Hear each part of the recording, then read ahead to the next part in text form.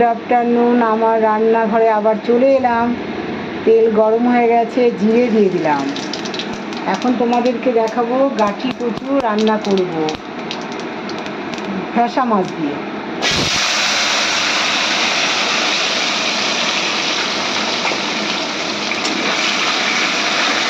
বেশি করে তেল দিয়ে দিয়ে দিলাম মুখি আর কি, অনেকে গাঠি কচুও বলে।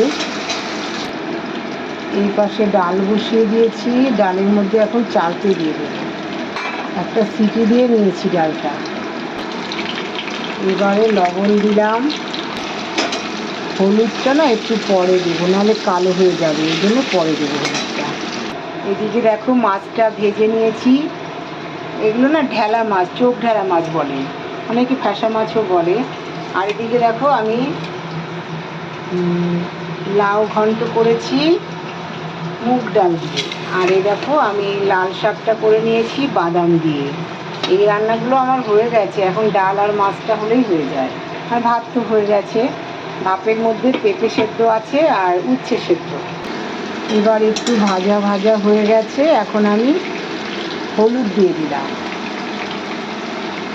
আর দেখো আদা গ্রেট করে রেখেছি, আর কাঁচা লঙ্কা আর টমেটো।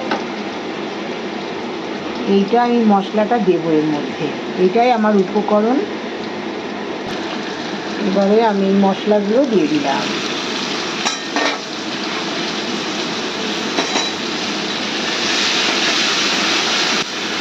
ভালো করে কষিয়ে তারপরে জল দেব। আর একটু কাশ্মীরি লঙ্কার গুঁড়োও দিলাম, কালারটা সুন্দর হবে ওই জন্য। কেন বলো তো, কচু জাতীয় জিনিসে একটু দিতে হয়। আর এই লঙ্কাগুলো দেখো আমি তো গোটা গোটা দিয়েছি, লঙ্কাগুলো সব গোটা গোটা। ভালো করে কষানো হয়ে গেছে, দেখো তেল বেরিয়ে গেছে। এখন মশলা ধোয়া জলটাও দিয়ে দেব। এবারে আর একটু জলও দিয়ে দেব। এটা তো সেদ্ধ হবে সেই পরিমাণে, আর যে যেমন ঝোল খাবে তেমন পরিমাণেই জলটা দেবে তোমরা। আর এদিকে ডালটা হচ্ছে, চালটা দিয়ে ডাল করছি। ডালটা সেদ্ধ হয়ে গেছে, এখন সোমবার দিলেই হয়ে যায়। এবারে একটু ঢেকে দেব। এবারে ঢাকনাটা খুলে দেব।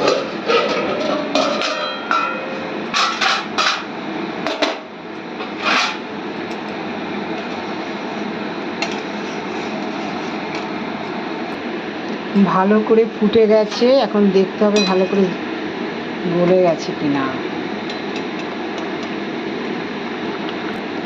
এবারে ভালো করে গলে গেছে, এবারে এই মাছগুলো আমি এর মধ্যে দিয়ে দেব।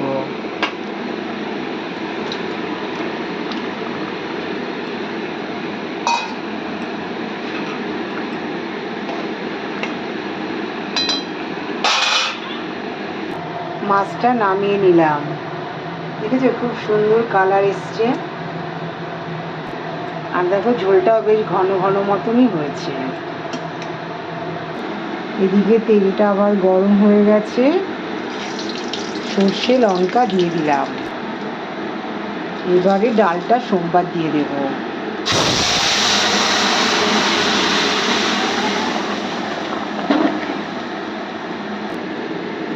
ডালটা সোমবার দিয়ে দিলাম, এই জন্য বাটি দিয়ে দেই। এরকম করে দিলে এরকম ছিটে ফিটে যায়, ওই জন্য আমি বাটি দিয়ে সোমবার দিই সবসময়, সাঁড়াশি দিয়ে উঠিয়ে। আজকে সেটা আর করলাম না, অল্প ডাল ওই জন্য।